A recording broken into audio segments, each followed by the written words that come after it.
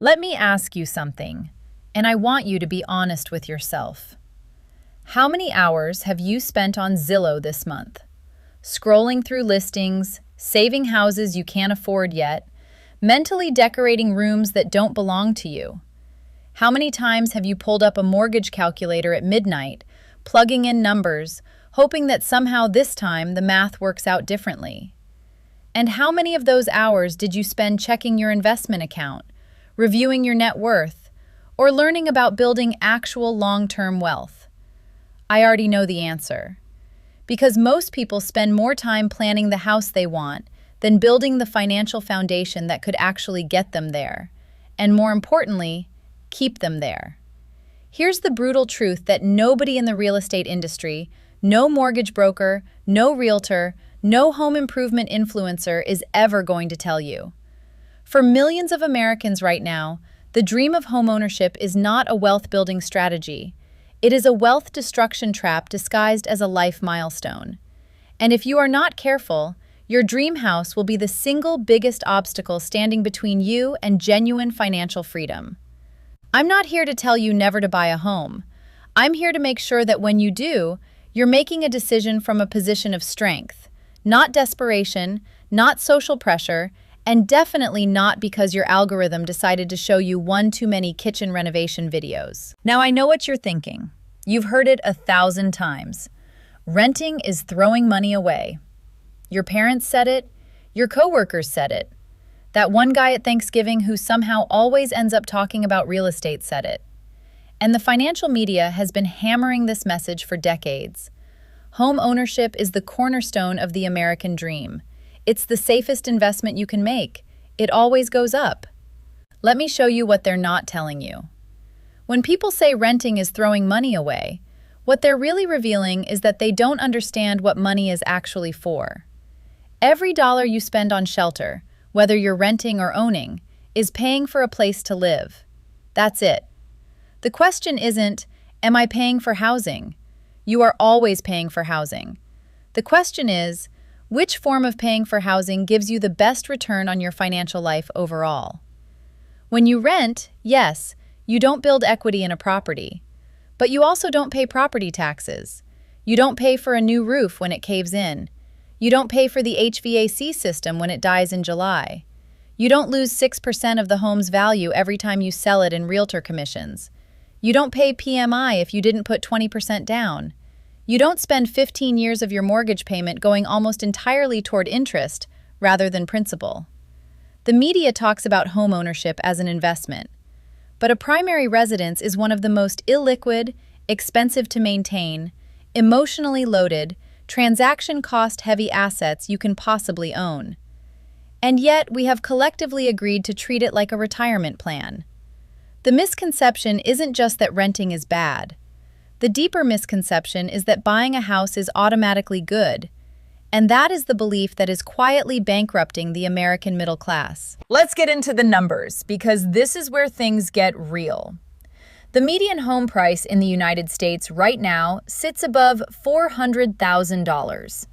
The average 30-year fixed mortgage rate has been hovering between 6 and 7% for the past couple of years, a dramatic shift from the historic lows we saw in 2020 and 2021.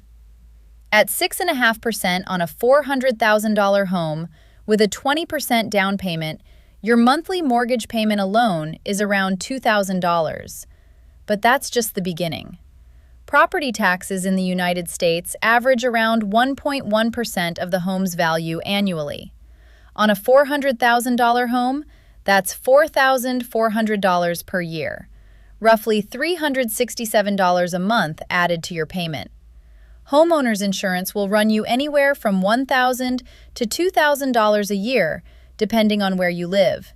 And then there are maintenance costs. Financial planners consistently recommend budgeting 1 to 2% of your home's value per year for maintenance and repairs. On a $400,000 home, that's $4,000 to $8,000 per year, money that simply vanishes. So now we're looking at a true monthly cost of housing that's closer to $2,800 to $3,000 before you've paid a single other bill. Here's where it gets even more uncomfortable. Of that $2,000 mortgage payment in the early years of your loan, approximately $1,200 is going toward interest. You are genuinely paying $1,200 a month to the bank just for the privilege of borrowing their money. Your actual equity accumulation in those early years is shockingly slow.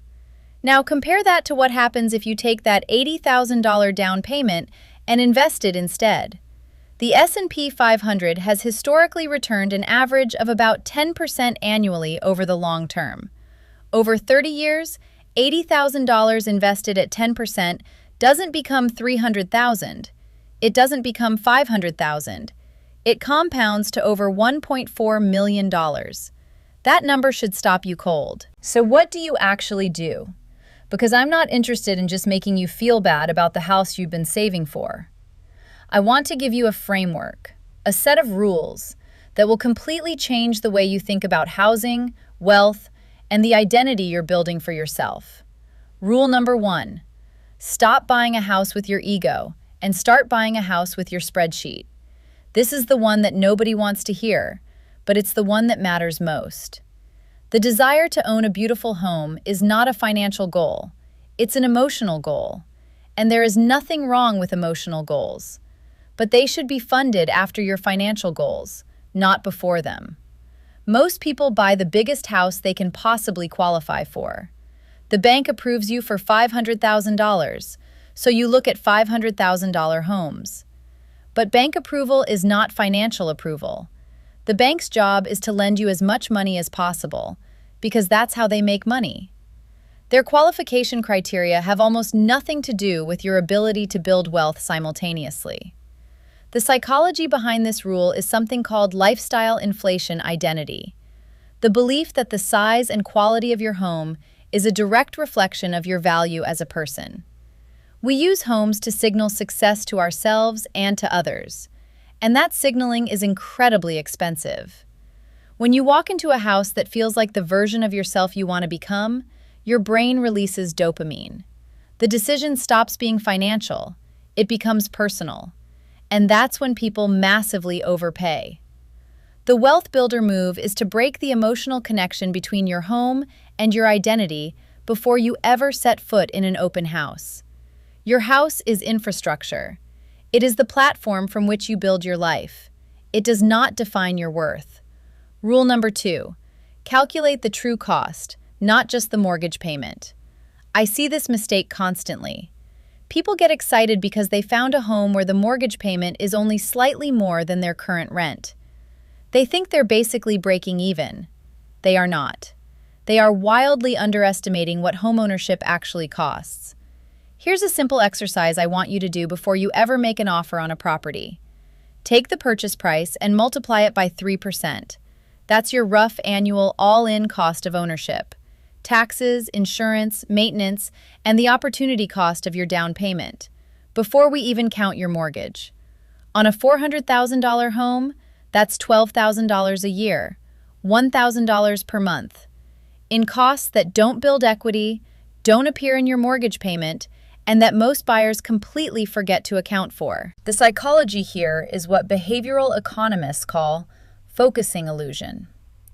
When you're evaluating a major purchase, your brain focuses intensely on the most visible number, the sticker price, the monthly payment, and dramatically underweights everything else. Every maintenance cost, every tax increase, every appliance that breaks down in year 3 becomes a surprise, even though it was statistically inevitable. Wealthy people are not smarter than you. They're just better at seeing the full picture. They do not get seduced by the monthly payment. They look at total cost of ownership, total opportunity cost, and total impact on their investment trajectory.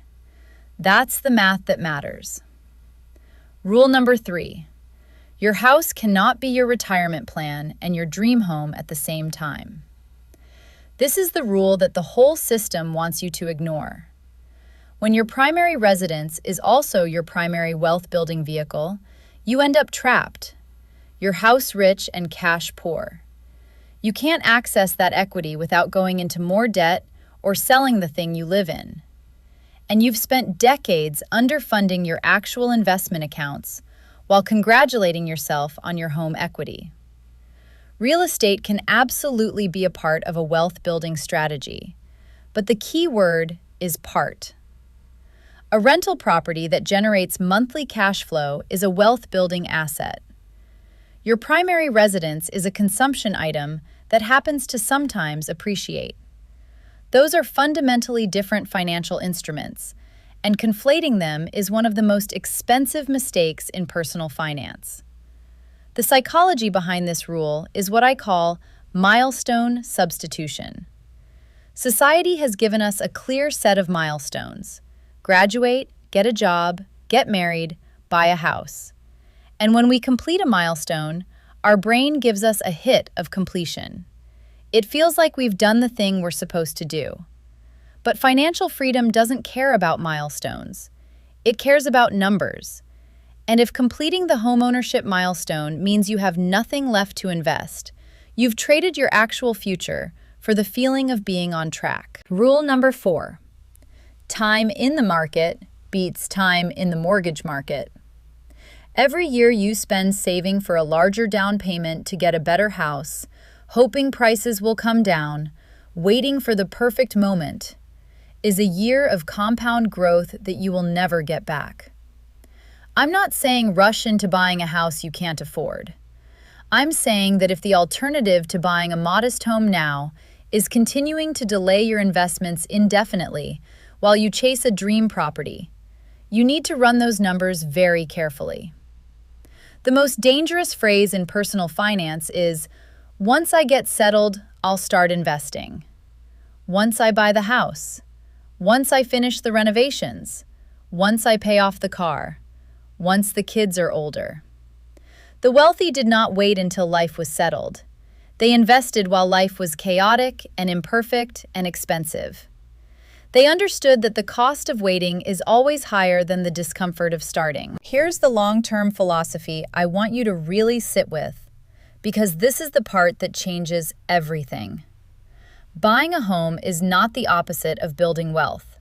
Done correctly, at the right time, at the right price, with the right expectations, homeownership can be a meaningful part of a strong financial plan. But it is a piece of the plan, not the plan itself. The people who actually build lasting wealth are not the people who bought the biggest house they could qualify for in their 30s. They're the people who bought modestly, invested aggressively, and let compound interest do the work that most people are trying to make their house do. They did not try to time the real estate market, and they did not wait for the perfect market conditions to start investing. They stayed consistent. They stayed in the market. Month after month, year after year, in good markets and bad, in recessions and booms, they kept buying assets that compound. This is the identity shift I want you to make. Stop thinking of yourself as a future homeowner saving up for the big moment. Start thinking of yourself as a wealth builder who is making a series of strategic housing decisions over the course of your life. A wealth builder doesn't attach their self-worth to square footage. A wealth builder doesn't buy a house to impress people. A wealth builder looks at every major financial decision through one lens. Does this move me closer to financial freedom or further away? Your dream house is not the destination. Financial freedom is the destination.